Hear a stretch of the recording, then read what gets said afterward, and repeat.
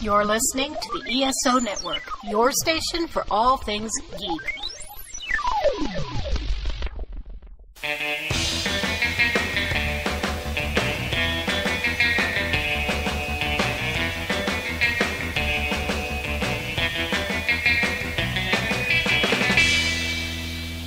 Hello and welcome back to Season 5 of Myopia Defend Your Childhood. I can't believe we've gone this long, and neither can my family or friends. So, with that in mind, you might have noticed already there's a couple changes. First of all, that new rockin' theme song, which is from Kevin MacLeod from Incomptech.com.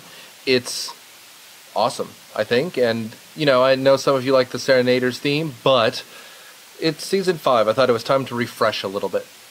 Next, we're picking all of our movies based on a theme.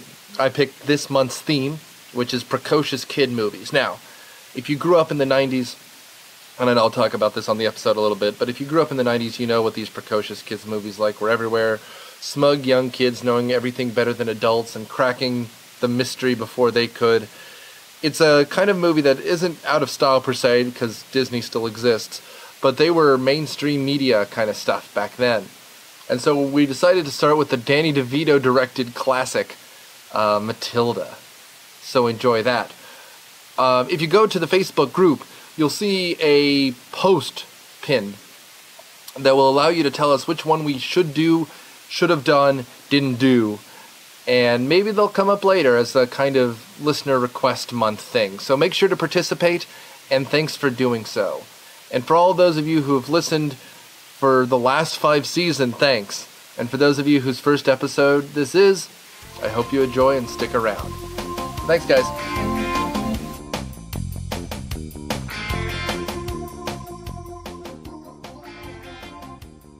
Haven't been listening to the Revcast? Here's what you're missing. The sharks have an economy based on gold? Apparently. The shark, like, decked out like Mr. T with the bling all over it. Oh, now I want to see that. I want somebody to draw a picture of a shark with a mohawk. God pity. I'm done. The Revcast by RevolutionSF.com.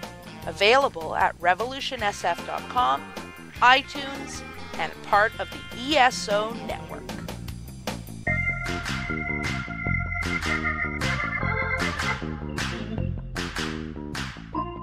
Welcome to Myopia Defend Your Childhood. Tonight we watched the sequel to, or I guess the prequel to Death to Smoochie.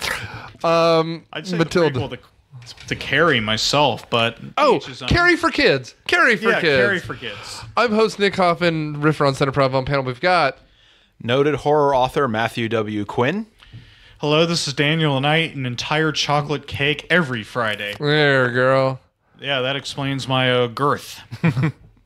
We just say it's more of you to love and to haul into a car. I'm cuddly. Welcome to Season 5, gentlemen. Ooh, wait, 5? 5. Good Lord. I met you 4.5 years, or I guess you met you 5 years ago. Yeah, something right as we were starting. Well, it was the Corn Maze first, and then it was the Independence Day showing, and then you told me about this thing, and I'm like, all right, I'll do it. The Corn Maze. I was in the first episode. I'm OG, y'all. Oh boy. Yeah, I think the first episode was you, me, and Steve. Yeah, Ninja Turtles. And your first episode was Independence. No, it was Ghostbusters 2. Ghostbusters 2, where Zach said, everyone should see this movie because of the Statue of Liberty coming to life. My parents arrived, well, not my parents, not my grandparents, my great-grandparents arrived at Pearl Harbor. No, wait. No, because he got everything wrong. That's right. Whatever. As someone whose grandfather actually did do what he was so trying desperately to describe, that was adorable. Season 5. We have a lot of stuff we'll talk about coming up, of course, at the end of this. But Matilda makes up the first of our Precocious Kids Month. Each month is going to have a theme. I chose this theme as the host and hero of the podcast. And so we chose 1990... 1996. It was 1996. 1996, Danny DeVito directed the vehicle. That's how I know I'm old, because I look at this and I'm like, I remember Danny DeVito's pencil mustache. I remember Danny DeVito and shit. I mean, you know, Charlie Day is kind of his Tarantino. He brought him back into relevance with It's Always Sunny. and now we have this kind of classic film. I don't know. It's I actually, if you're listening to this, which God bless you, write into the podcast Facebook page or the email and tell us if you remember this episode. Because, man, I remember renting this movie. I loved Roald Dahl at this age. I remember seeing the trailer so many times on so many things back in the day. It had that Harry Belafonte song that we were talking about from Beetlejuice. From Beetlejuice, yeah. Yeah. Well, and it was dictated along trailers of Harriet the Spy. Yes. With the girl from Pete and Pete. Trachtenberg? Yeah, Michelle Trachtenberg. Thank you. And this probably has already aired. Dawn from Buffy. Oh, Buffy. Yeah, of course. Before we get too far into this, though, please, Mr. Quinn. Okay, so today's movie is Matilda, based on the book by Roald Dahl, which we've kind of discussed a little bit already. And it's about a neglected little girl who basically self-educates herself because her parents just leave her at home while the mom plays bingo and the dad's at work. And she develops such great brain power that she develops telekinesis, which comes in real handy because she ends up attending the Crunch'em Academy. Oh, is that what it's called? Yeah, Crunch'em. Okay. Ruled by Agatha Trunchbull, who is She crosses the Atlantic Ocean to go to an English boarding school. Crunch'em is what you take after you're done with P90X. Yeah, run by Agatha Trunchbull, who is an Olympic athlete who's basically a Nazi with the serial numbers filed off. Yeah. Who's like the most unpleasant school principal ever. Yeah. Oh, she's one of the people that escaped to Argentina. Yeah. Yeah, that's basically it. And then as she uses her psychic powers to defeat both her principal and find a happier family.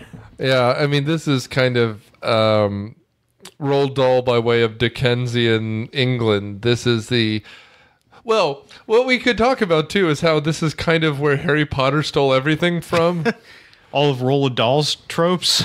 Well, I mean, this is literally the girl who lived under a bucket, as to the point where she self-educates, self-learns, and gains magical powers because of her atrocious, parents. The difference is here adoption is a way out as opposed to adoption is what kind of ties her to the wicked stepsister, right? The old cliche of the wicked relative kind of is the Harry Potter basis. Now, back in the day when I was a kid, I was so jealous of Mara Wilson, who's Matilda in this, because I found out that we were born in the same year, and I'm like, oh man, she gets to be in movies, and I still have to go to 4th grade? What the hell? Yeah, In retrospect, I realized that she actually came away relatively sane, which, great for her. She's apparently very happy now, but... yeah, I mean, her and Neil Patrick Harris are kind of the examples of kids that turned out okay. And Christian Bale. As long as you get his lighting right, fuckhead, right? Oh yeah, I remember that.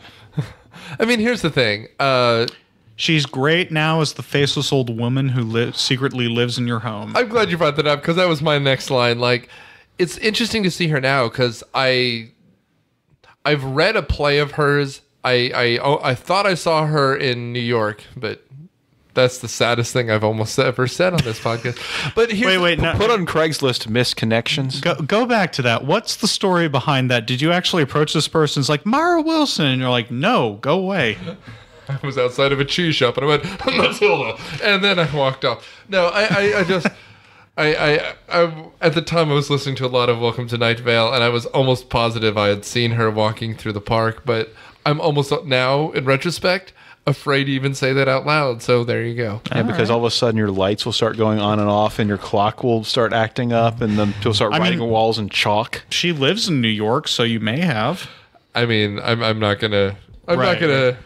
Oh, wasn't she also that tarantula in BoJack Horseman? Isn't that the only other thing she's doing? Well, I mean, she's a writer. Well, yeah. You know, nothing like a successful writer. She doesn't have to mention what she's written.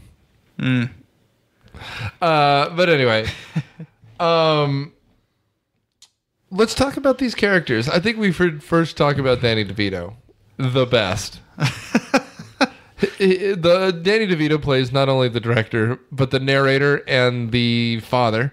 I will say I liked as a filmmaking hoojaboo, filmmaking trick, that he is both the father, not doing a voice, just doing his own voice, and the narrator, as though there's optimism even in his character. Well, this is first draft Frank Reynolds as the father. Yeah. Just an utterly negligent guy who's obsessed with his business, no matter how many shortcuts he has to take to make it seem successful. Fair, but I'm giving him directorial credit for making him both the narrator and the father character. I just think it's interesting that there's some sort of duality to a nothing character. Wait, you think this is a nothing character? No, I just think that for such a depressing, horrible father figure to being the voice that literally tells us to be optimistic later on, I think is an interesting Peter Sellers-like duality character. In a silly movie that shouldn't have hope, it could have easily been a light-voiced... It could have been a Stephen Fry type going, Matilda was born in a lovely little cottage. Oh man, now I kind of wish that had happened. Stephen Fry narrating Matilda. I mean, literally, if it were today, it could still have been Danny DeVito, but it would have been Benedict Cumberbatch doing... As long as he didn't have to say penguin, or whatever that fucking thing he can't say. Penguin. Penguin. Frank Wormwood is a fiction created to conceal my true identity. My name is... Khan. Oh. Sorry, I'll laugh with more gusto. My good sir. Well, the after Danny DeVito as the slimy car salesman, who I read the book back in the day. It's the same character that was in the book, which good for him, I guess. Taking this British slime bag and making him a quintessential California slime bag. Do they have sleazy used car salesmen in Great Britain? Sure. Yeah, that was what was in the book. Yeah, I mean, and that was the kind of thing. There's a great series, actually, right now, speaking of Stephen Fry, by Stephen Fry, called Leap Years. Yeah. You were telling me about that, I think, probably off the podcast. Yeah, Stephen Fry's great Leap Years, and he literally talks about used car salesmen as a concept which had to exist because at first they were building cars very sturdily, and then Ford started making, the Model T, which is designed to be cheap by definition. Right. And so cheap cars started flooding the market, and so used car salesmen went from being this thing to them being like, ugh. Well, that was in the Grapes of Wrath. That whole sawdust trick that they talk about in Matilda was in Grapes of Wrath. So, hey, a 60-plus-year-old thing at this point. Well, and, I mean, there are tricks. I mean, like breaking an egg into a cracked, radiator, which will seal it up temporarily and that kind of stuff. I mean, it does. It really seems... This is all Looney Tunes spit, effectively.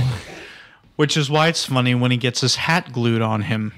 Yeah, so... at a certain point, the narrator reminds us that at one point, Matilda gets in trouble, and Danny DeVito corrects her by saying, when a person does a bad thing... Well, she doesn't get in trouble. She's just talking back to her dad for being an idiot. But what the dad says is when a person is bad, they need to be punished, as opposed to when a child is bad, as the narrator reminds us. Oh, you got to get more Jersey in that reading. When a child is bad is what he meant to say, but when he said a person is bad, Matilda realized that anyone could be bad and deserve to be punished. Better. Yeah. Kids could punish the parents if they deserved it. And suddenly somewhere, Willy Wonka got an erection. No, stop. Don't. Come back. All right, so after that, we've got Rhea Perlman, Danny DeVito's wife, as Matilda's mom. With the bravest push-up bra that's ever been. Oh, man. It's amazing what they do, because she still looks like a foot taller than Danny DeVito, even though they were both, the shortest people alive. Yeah, I don't know. Generous billing. And then finally, we have the younger brother, whose name I forget. Michael. Michael is... looks to be 6 to 7 years older than Matilda. Who knows? He barely gets any screen time because the star of the show is Mrs. Trunchbull. Well, he gets that carrot shoved down his throat at that one point. When he's Chew your food, you're an animal. And I'm reminded of the Italian cameraman from the 1998 Godzilla. Hank Azaria? Hank Yeah, Azaria. who is called Animal, and he's a loud Italian. So we effectively at one point. Well, what happens is Matilda is like growing up alone. She's like a baby, and she's left in the back of their station wagon, and then everybody leaves her alone during the day because the mom's going to play bingo, the dad's going to work, the brother's going to school. But she doesn't go to school because someone has to sign for the packages. Well, that's the thing. After a while, she spends her toddlerhood like walking to the children's library every day, and then eventually she asks to go to school because she's overdue to go to school. And yeah, that's Danny DeVito's line. Who's going to sign for the packages of stolen car parts? Yeah, and while they're being spied on by an FBI agent played by Pee Wee Herman. And Bob the Goon from Batman. And Pee Wee Herman in this movie looks like Adam Sandler. More like Adam Sandler's skeevy brother who was like arrested for exposing himself in public at one point. Well, it's so funny. Also known as Pee Wee Herman. Yeah. Well, and it's funny because at this point he is playing it straight. Like there's this era where he's just playing it like he's just a normal Joe, and you can see those like twitches in the corner of his lips, like he wants to go all out and act, but he's like, I have to be an FBI agent. Do you remember Dunstan Checks In? Is that a Stay Tuned? It's a Stay Tuned. Oh, because him as the exterminator, and that was the same role. Is that Precocious Kids or an animal movie? That's an animal movie. Ooh, good question. It has to be an animal movie. Like, and I mean, to wit, we're not going to tell you what movie's coming next this month. Each month we're going to just say Precocious Kids, and then next month has a theme, and then the month after has a theme. We're going to put up a poll on the Facebook page. If there's a Precocious Kids movie you think we should be doing, maybe we'll do it. Like us on Facebook. Follow us on Twitter. We're Myopia Podcast. I'm on Instagram. Sometimes I remember to upgrade Instagram. Upgrade Instagram. Upgrade. I am a programmer. I'm not good at it. So anyway, when she gets to school, that's where we meet both the Trunchbull, who's the principal, who is Aunt Marge from that one Harry Potter movie, and she was in Children of Men. Pam Ferris, I think, is her name? Yes, Pam Ferris. Okay. Looking like Large Marge almost. Like she's kind of like rosacea. She's built like a brick shithouse. She's almost in a fat suit in this movie. A muscle suit, maybe. Or something. I mean, they had to like give her a whole bunch of prosthetics for her to look like that. And she's a color change away from being in a Nazi uniform too. Like it's like kind of this like weird forest green color, but otherwise it's kind of just a Nazi suit. Kind of fascist chick. Straight down. Well, it's pronounced chic for one thing. Yeah, it's got to get the original French.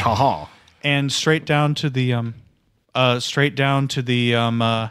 riding crop that she's carrying, and the leather gloves and everything. Well, it's the school scenes that are weird because this is where it kind of turns into a cartoon. I mean, all the scenes of her at home are somewhat grounded in reality. Like I could buy Danny DeVito, 90s Danny DeVito as a skeevy car salesman, but I mean, like there's that one scene at the school when she's on the loudspeaker and the speaker's like literally jutting out away from the machine. Yeah.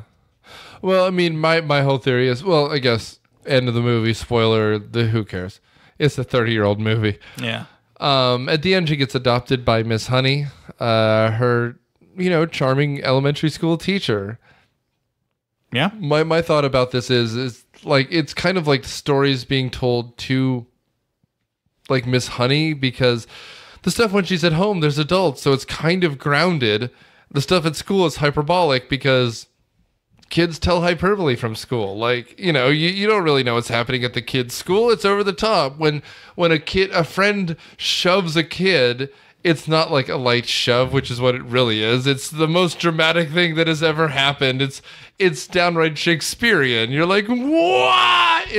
Considering how abusive and neglectful the parents are, it's already at those points. So, which is why the Trunchbull has to be turned to 12, right? All right. She's not at 11. Well, it's like the vibe I was getting is a little like magical realism. It's kind of like a Latin American literary genre. Like she throws a kid out the window and they come in for a landing in the grass field like an airplane. So Gabriel Garcia Marquez invented the Trunchbull. Like 100 years of Trunchbull. Love in the Time of Trunchbull. Love in the Time of Trunchbull. There you go. I mean, we are cultured individuals here.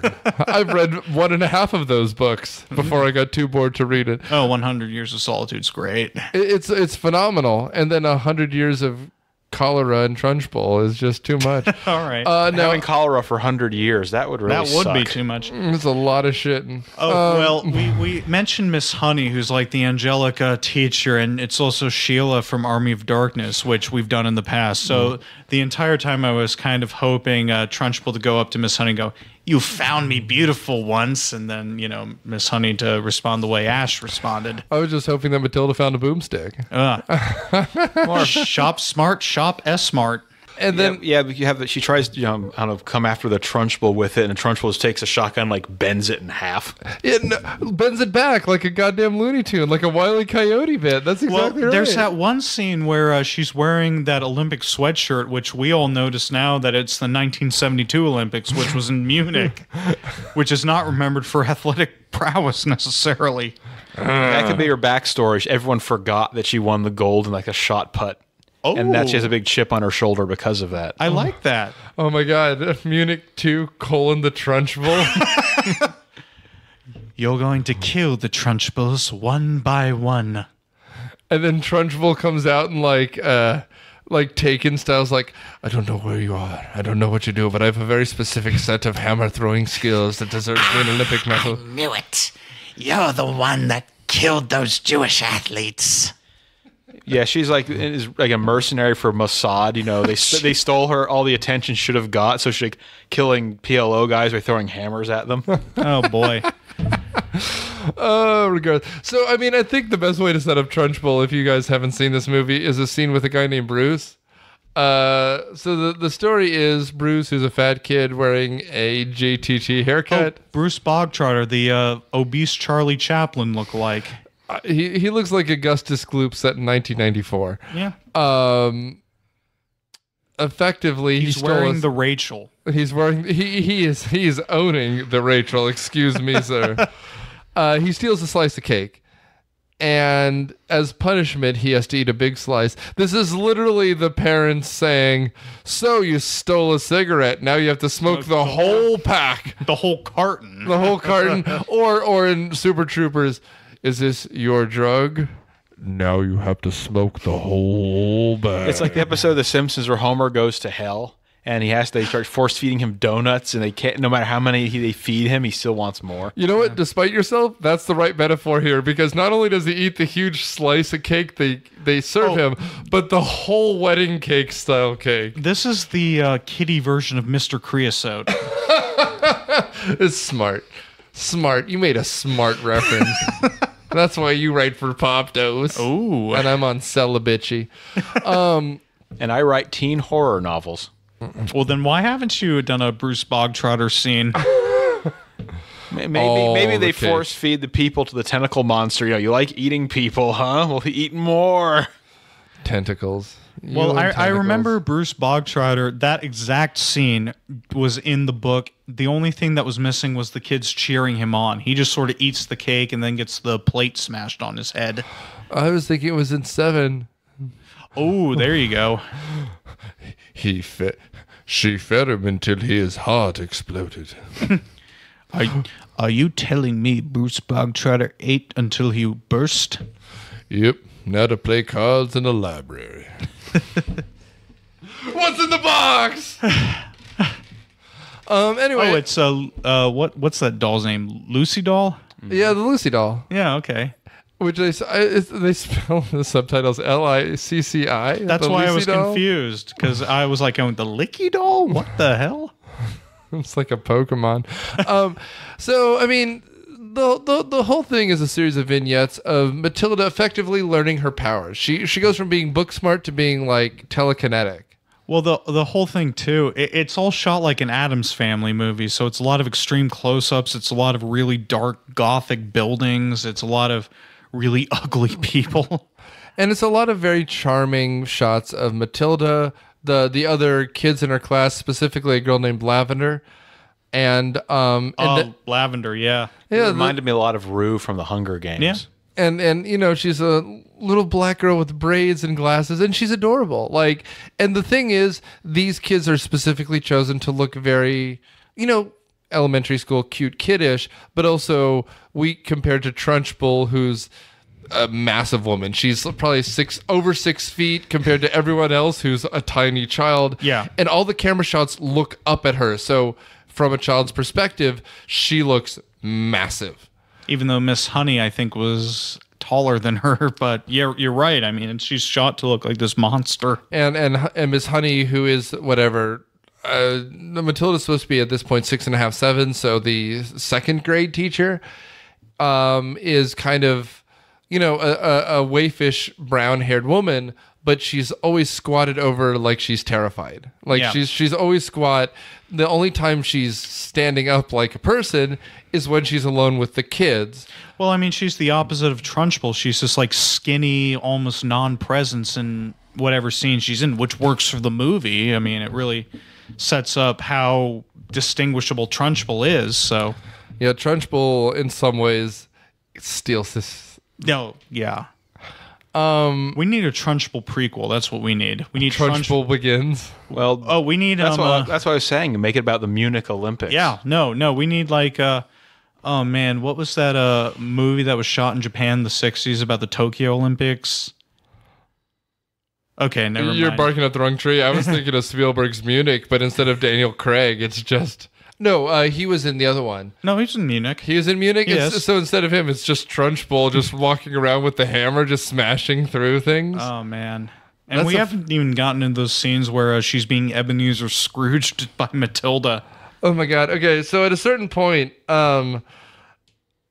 Miss Honey reveals her past to Matilda, that she had a loving father after her mother died, and the father suddenly dropped off mysteriously, and only the aunt was left, Aunt Trunchbull, or Aunt Abigail? Agatha. And that Aunt Agatha was cruel and awful to this poor girl. And sort of usurped control of her house. It's a Dickensian story is what it is. It absolutely is. Like that she's supposed to in some ways be like the protector, and instead she ends up dominating this poor girl, stealing her joy from her. And her house. Well, yes. Yeah. That massive mansion that a high school principal was somehow able to live in. And so Miss Honey has to live in a shack. That she rents for $50 a month from a kind rhubarb farmer. That was so random. A kind rhubarb farmer. That is 100% Roald Dahl, though. Oh, yeah, I know it's the charming little, like... Somehow less anti-Semitism than I'd expect from a Roald Dahl adaptation. Less hardcore sex from a real Roald Dahl story, though. Oh, yeah, good point. Boy is practically a Penthouse Forum letter. Jeez. But I mean, what do you think the trip through the chocolate factory is in Roald Dahl's world? Good night, everybody. At the end, it's funny because Danny DeVito and Rhea Perlman leave the movie for a long time. Yeah, for the entire second act, they're just sort of not there. The last big scene they get is where they're like laughing at Miss Honey for suggesting Matilda take college courses. Yeah. Yeah.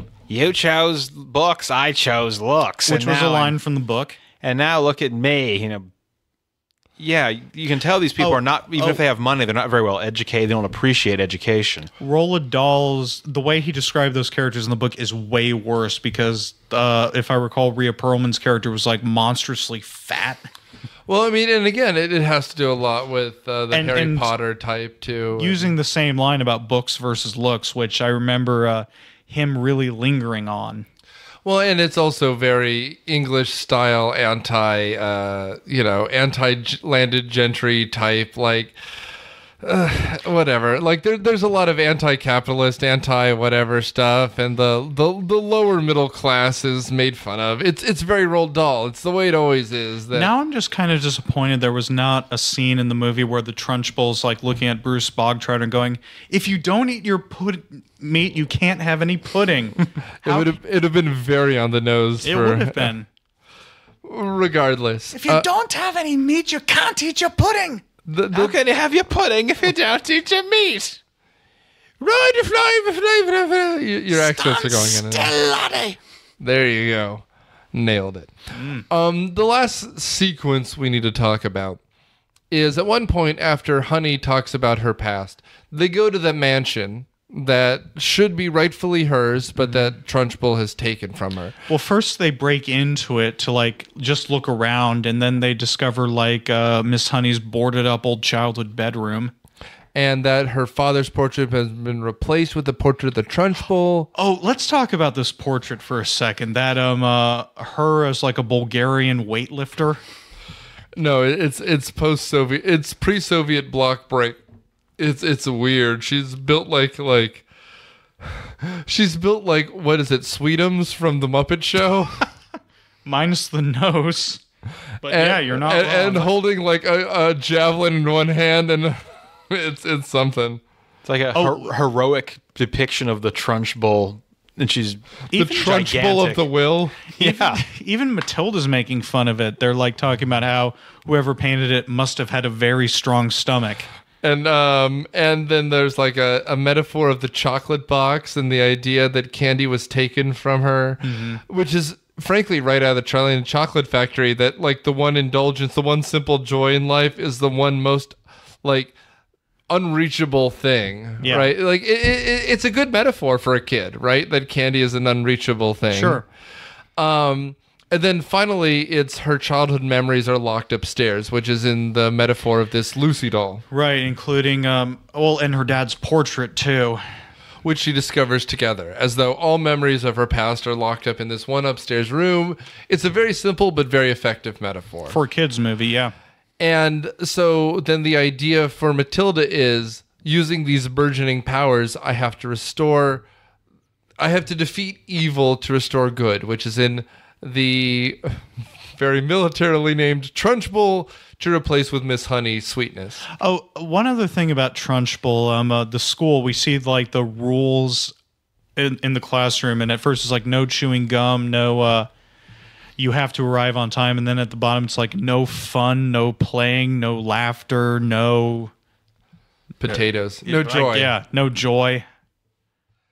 It's a cartoon joke, but it still works considering the environment they build up at this monstrous school. Oh, and the headline or the headline, the billet over the top of the chalkboard is, if you're enjoying yourself, you're not learning, or whatever it is. Oh yeah, that's right. And, and to the point where in an elementary school classroom, Daniel kept kicking me and saying, it looks like a Tim Burton movie. Yeah. Everything is sepia toned. It's all browns and grays and awful. Literally kicking him too. His shin's bloody right now. It is. That's why I hate recording in the summer seasons. But like even things made out of crepe paper and construction paper and like, Skittles and Joy are hidden behind drab posters and like and maps. That 19th century map that like is wrong. Yeah. It still lists the Negroes in Africa. Like it's just, oh God, do we need to censor that? We'll see. Well, we're not on ABC. I don't know if we have to worry. I think we'd have to worry no matter where we are. Oh no, I'd worry. I'd worry if we were on Fox for that. But regardless, at the end of the day, a remake of Matilda with Roseanne Barr as the Trunchbull. Yeah, there you go. That's good. That's how she can win her career back. Yeah, but Roseanne Barr is not physically intimidating. She's just obnoxious. Yeah, she's big. She's like 5'10". Yeah, no. I think she's got the physicality, and it's all based on the way that she's shot. I mean, if you watch Children of Men, you'll see Pam Ferris is kind of this wimpy figure. Trunchbull's not that tall. It's just when you're working against like an 8-year-old girl. And Danny DeVito, who's an 8-year-old girl. I don't know. At this point, they embarrass the Trunchbull by Matilda uses her powers. Well, first in the house, sorry to cut off. No, please. First in the house, she comes back during the middle of a storm to get a Lucy doll back, and then she fakes a haunting where she's like using her powers to manipulate the power lines while the lights are flickering, and then she burns that Soviet Union era Olympics picture in the fireplace and replaces it with Magnus, and Trunchbull's freaking out, that was a fun scene. Yeah, it was good. It was very, it was like, a Home Alone response. Like everything's going wrong. Or Casper, which, I guess stay tuned. And then you have kind of her notice this weird kind of red ribbon fluttering around the area. And she gets suspicious that one of the kids could have done it. She turns into the child catcher and starts sniffing it. Yeah, she has these long kind of very, like, bloodhound kind of... like, there are children here somewhere. And with that in the back of her head, she approaches Miss Honey's classroom to, like, try to suss out which kid it is. Yeah, and put them in the chokey, which is like an Iron Maiden. With like it's like a crude Iron Maiden that's like a utility closet that just has a bunch of like 3-foot-long nails driven well, I through mean, it. like Matt said, it's an Iron Maiden, but it's like a project. It's a passion. It's a love. It's an object of passion here. There's like a weird kind of like carpentry nails dug through it. There's a vent at the back. Now, what's the symbolism behind the chokey? A closet space with a bunch of nails driven through it? I want to make a Carrie illusion, and Carrie, the mom is always locking her in a closet with these creepy hell saint images. Right. And I mean, here's the thing. The chokey's in the book too, so I think it's feeding off each other. I think after doing a whole bunch of coke as an English teacher in high school, Stephen King realized that I need to make a book, so I'm going to just write it until someone publishes it. And then, after like failing 30 times, it gets published as a cokey book. From there... While he was living in a trailer? Yeah, pretty much. And then it becomes kind of this movie, because the first Carrie movie came out in the late 80s? 70s. Late 70s? Yeah, Sissy Spacek is in it. Yeah, she was Carrie. She was great as Carrie. It's a great movie, the first one. Mm-hmm. Girl. And this came out 20 years later, but it does have feelings of it. A little bit. Yeah, like Daniel and I reached the same conclusion. This is like an elementary school version of Carrie. Thankfully, no locker room scenes. Or menstruation blood. Yeah. I wasn't going to go there, but if you want to go there, that's fine. Well, I mean, there's 7. Or a whole school getting killed. Oh, that would have been interesting. I mean, it would have been much more like Disney movie where like the kids were bullies, because there's no kids that are bullies here. The kids are kind of, you know what it is? It's almost like Great Escape or or Stalag 17 or frankly Hogan's Heroes, where it's like a camp of people against the guards. Ooh. Trunchbull knows nothing. Well, anyway, she has a radio hidden in a coffee maker. After that, well, there's a bunch of scenes where the Trunchbull's slowly getting humiliated. She drinks from that cup with the newt in it. Yeah. And then after the whole haunting scene in her house, she comes back and Matilda starts writing on the chalkboard with that message from Magnus. Mm-hmm. Yeah, I got a kind of a Ouija board spirit medium vibe off that. That was a kind of a Stephen King scene there, because all the kids are reading it as it's being written. Yeah, and you're right. I mean, it has the Children of the Corn, the Ouija feel, and then there's just little things like Trunchbull, we have your woman. And then at a certain point, Miss Honey's just okay with it. Like the kids are, and the interesting thing is that no one's terrified by the special effects. They're all just okay with Trunchbull being insulted. Well, there's that kid who's excited to be flipping through the air, and then Lavender gets hung up on that little bar and then slowly drops down, and she's just like, I didn't know I could do that. You know what? It's true, though. Mm-hmm. Like, that's kind of why Harry Potter takes place at the right time, because, like, at 4th grade, if I started doing magic, I'd be like, of course I can do magic. Why not, man? No. Yeah, though, to be fair, if I learned it in middle school, it would just be an excuse to see a lot of people naked. Yeah. I think if you learn magic when you're 30, it's still an excuse to see a lot of people naked. It's very important that you learn magic pre-puberty. That's just, it's kind of the rule. It's the thing. Although, frankly, at 30, that's what the internet is for. Good point. There's probably already a subreddit devoted to all those people that are convinced Matilda. They don't know magic and it's some conspiracy against them. r/Matilda 434. Involuntarily magicless. I'm going to shoot up a magic school because I'm an in-mage. People are awful, and it's not us this time. That's good. So what do they do then? They just randomly drive around Scotland shooting at old buildings? Complaining that they're not magical and shooting at castles. It's your fault that I'm not magical, castle. So anyway, after that, the Trunchbull flees the school in that broken down car she bought from Matilda's dad. Yeah, from Danny DeVito. And just as the movie's wrapping up and Miss Honey and Matilda are drinking tea, the feds have finally caught up, led by Pee Wee Herman. Yeah, he's selling stolen cars filled with stolen car parts. He is guilty of like so many crimes. And he's flying to an American territory, but luckily in the modern era, just like Puerto Rico, it's no longer part of the United States. Aww. I know. Welcome to hurricane season 2017, guys, or 2018, guys. It's the sequel to a monstrous last year. Expect to have paper towels thrown at you instead of compassion or decency.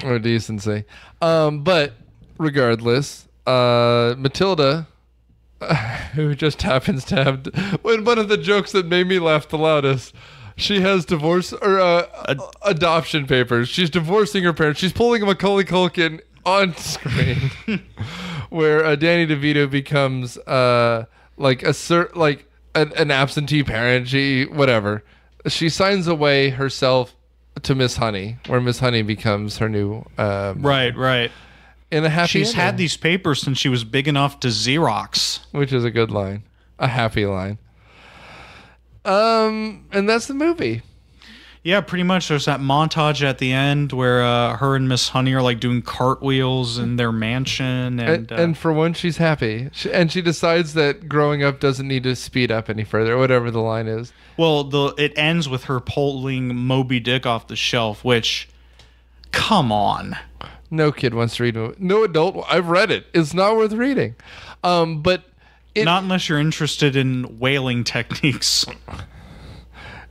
Or you're a purist for American literature. It needs to be as white as these pages, baby. Although didn't everybody hate Moby Dick back when it was first published? I mean, you only had 3 things to read: the Bible, something by Ben Franklin, and Moby Dick. So you found time for Moby Dick. It's symbolist. There's no metaphors. It's just like, I want to kill this whale because it represents my failures, so I can defeat my failures. And you're just like, thanks, I didn't want to have to look anything up. Here's the thing. Movie's over. We can talk about it. Season 5. We've just started. Mr. Quinn, what do you think of this movie? I saw you took notes. Well, it's all right. It's a little longer than you'd think for a kids movie, but it's generally not boring. It's got some amusing bits throughout.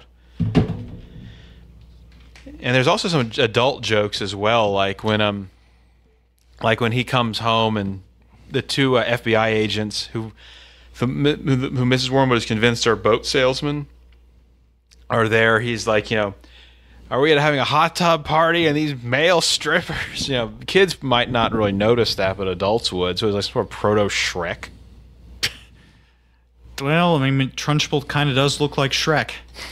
Yeah, that's like come Shrek. up. She looked like Shrek. She looked like Shrek. Daniel? It's still a charming movie even after a while. I mean, it was always kind of goofy, and I thought that even when I was a kid, but it holds up pretty nicely. I mean, it hits all the beats that you'd expect from a Roald Dahl adaptation, and it's kind enough to take them seriously and not talk down to the audience that would still enjoy those moments. So, it's been like, what? We were looking this up. The last time Danny DeVito directed anything was 2003, which is a shame. He should do more. Yeah. Even if it's like an extended episode of It's Always Sunny with like Mara Wilson coming back reprising her role. Go for it, man. So I think it's still charming, and if you've got any kids that are interested, definitely show it to them. Yeah, I agree. My thoughts on this are simple, man. I'll only argue with Matt slightly. It's 102 minutes. You can watch something for 102 minutes, man. It's charming. It's funny. It's light. We didn't talk about this a lot. It's a very early, it's very mid-Clinton era, kid powery, which is funny. because they just don't make movies like that for a lot of reasons. But this one doesn't fall into like the Tom and Huck, Mighty Ducks, Little Big League, where the adults are all wrong. You have an asshole people and good people, and Matilda is just the one in between who gets to choose. It reminded me of an almost 100% forgettable movie called Karina, Karina, with, I believe, Whoopi Goldberg. Oh, yeah, that's and right. And a kid who's a mute, and that yes means touching the side of her nose, which is the only thing that entered pop culture of it. But there's something charming about, like, little kids in an environment where most adults are horrible and there's one good person in this era that makes a lot of the other treacle just forgettable. So, as season 5 continues, we're entering a precocious kid month, with just Matilda being the front end of it. So, if there's a movie that you think belongs in here, hit us up on Facebook. But otherwise, review us on everything. We're on Spotify, Google, iTunes. Otherwise, like, review, blah, blah, blah, blah, blah. But tune in next week and every future week as we put another piece of your past on trial. Thanks, guys.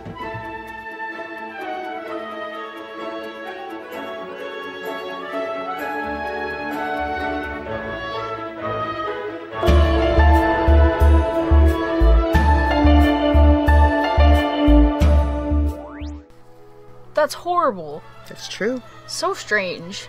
Usually. I can't imagine what that's like. Do you want to? That could never happen to me. It might. Lock him away. He's pure evil. Or insane. Or human. My name's Kate. I have worked as a forensic psychologist, as well as in prisons and as a crisis clinician. My job was to figure out who gets locked up and who gets a key, to find the humanity in inhumane situations. So, are you sure you really want to know? Yeah, maybe. Because by the end of the episodes, you just might end up thinking... I felt better before I knew that. You can find me at IWB Podcast on Facebook, Twitter, sometimes Instagram, or you can email me at iwbpodcast@gmail.com.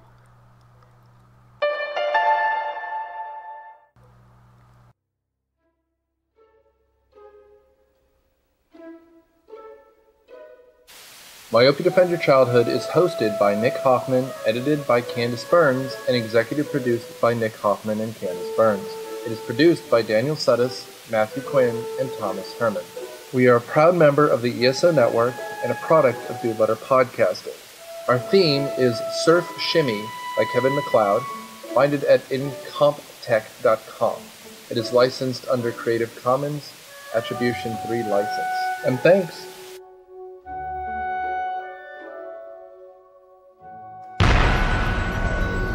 This has been a broadcast of the ESO Network.